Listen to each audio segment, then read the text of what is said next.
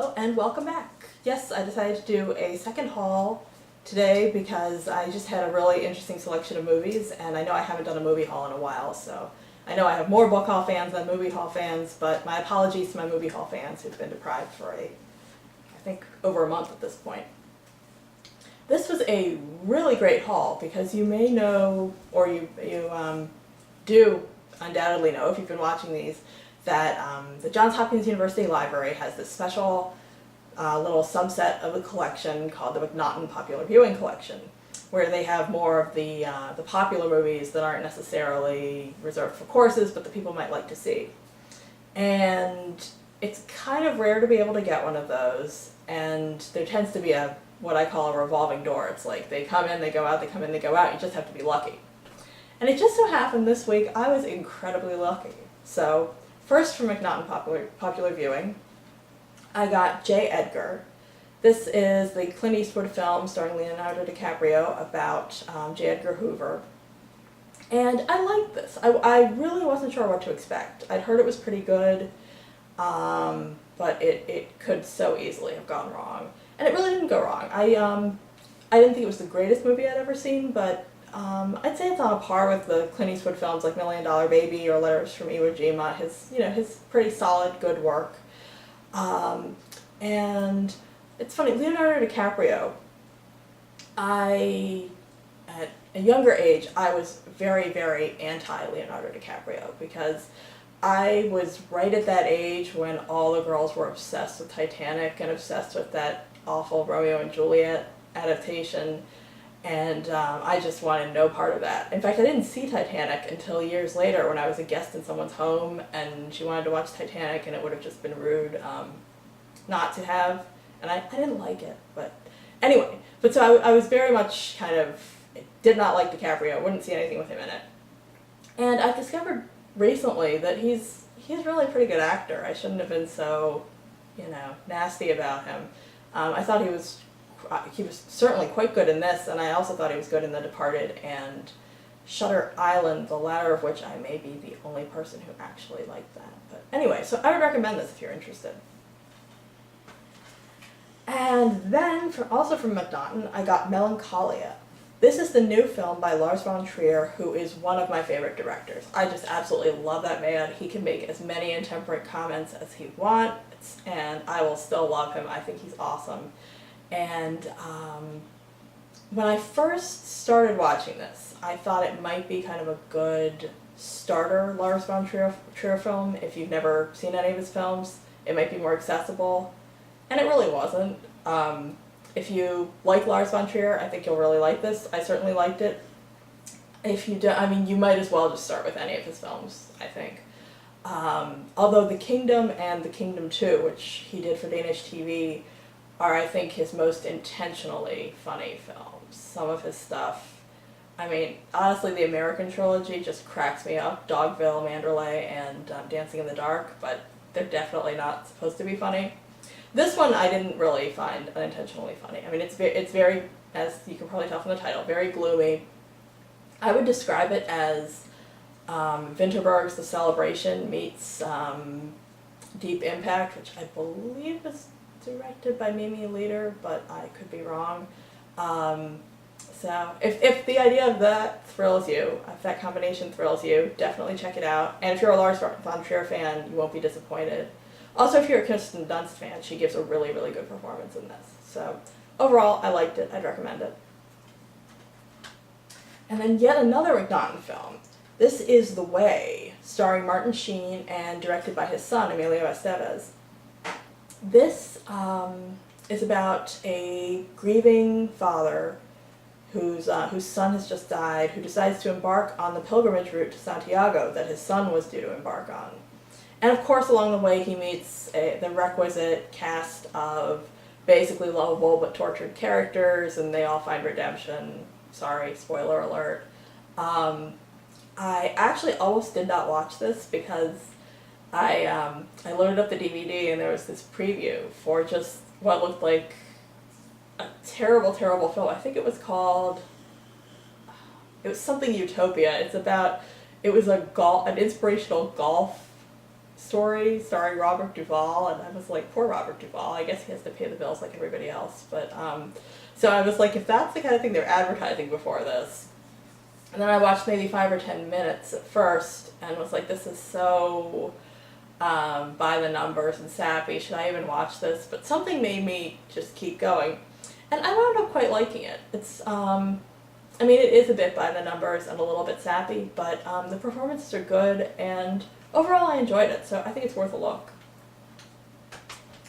And then I got a fourth McNaughton, and this is Contagion, which has kind of a requisite all-star cast. I don't remember who all's in it, but it's directed by Steven Soderbergh, whose work I pretty much like. I mean, he's done some stuff that I'm like, eh, and some of his stuff I haven't really bothered to see, like I didn't see the Ocean movies or Aaron Brockovich, that kind of thing. But in general, I think he's pretty good, so I'm looking forward to seeing this.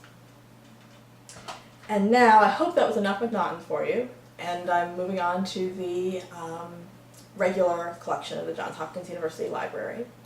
And I haven't seen anything else, unfortunately, in this whole haul. I've been busy trying to get the McNaughton's watched. First up is Potiche, or Trophy Wife, directed by François Ozon. I'm a pretty big Ozon fan. I've seen almost all his films. I think I still need to see Criminal Lovers, which was his very first film. But I go back and forth among his films. Some of them I think are just great and subversive and hilarious, like 8 Women and Sitcom. And I also really liked a film he did called Time to Go, which wasn't really, as comedic as his other films, but I found that pretty moving. And then some of his films I just find really overly arch, and like he's just trying way too hard. But the previews for this made this look pretty good, so we shall see.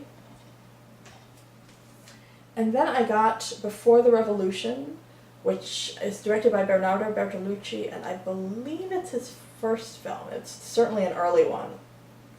And I think I've discussed Bertolucci before, but I've seen almost all his films, and I really haven't been crazy about most of them. The only more recent one I liked was The Sheltering Sky, which I really, really liked.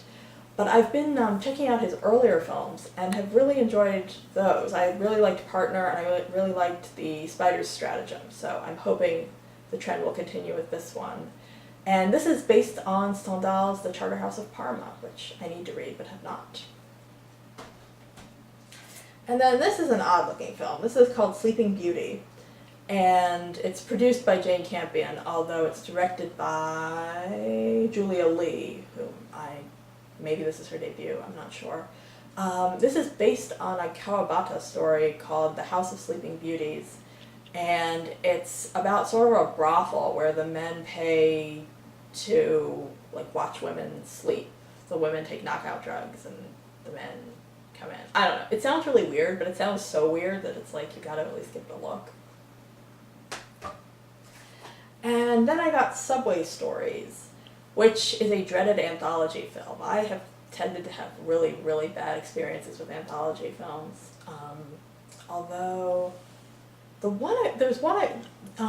HBO actually tended to do pretty good ones back in their early days, like Women and Men Stories of Seduction, and I think they did Trapped Ashes as well. But anyway, in general, anthology films, not so good, but Abel Ferrara did one in here, and he is a director I really like. And this is an older movie, but they just got it in the collection, so I'm excited to have a chance to see it. And I think, yeah, Lily Taylor is in this. Lily Taylor's always great, so why not?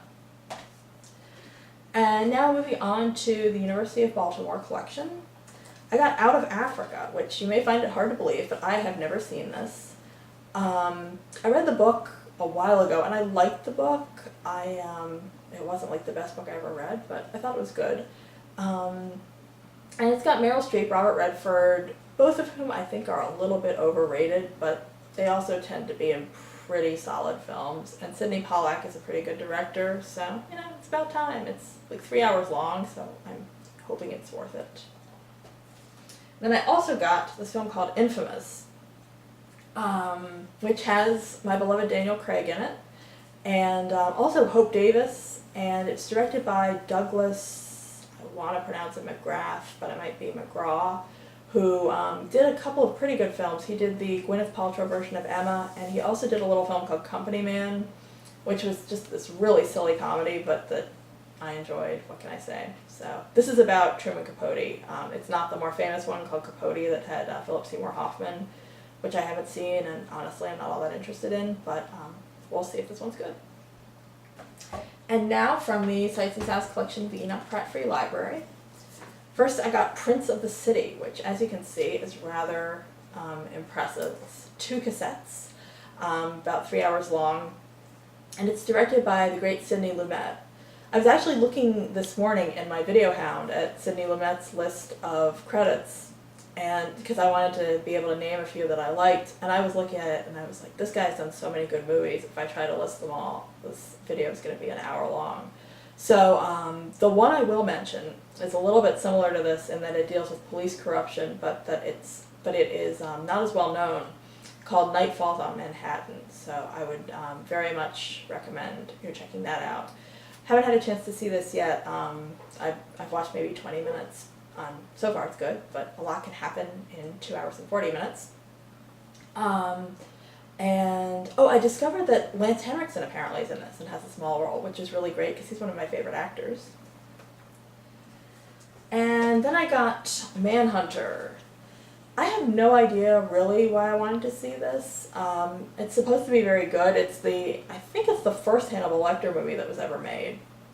And I saw Silence of the Lambs and Hannibal, and I mean, I thought they were okay. I didn't really get the big fuss over them, but this one's supposed to be great, and I think I checked something out from Netflix and gave it 2 stars, which means I didn't like it all that much, and they said, here's a recommendation for something you might like better, and they recommended Manhunter, so we'll see. And last but not least, I got this film Bright Young Things, which is based on Evelyn Waugh's Vile Bodies, which I've not read and I feel kind of guilty about seeing the movie before reading the book, but oh well, it looks really good and I just was in the mood for a film like this.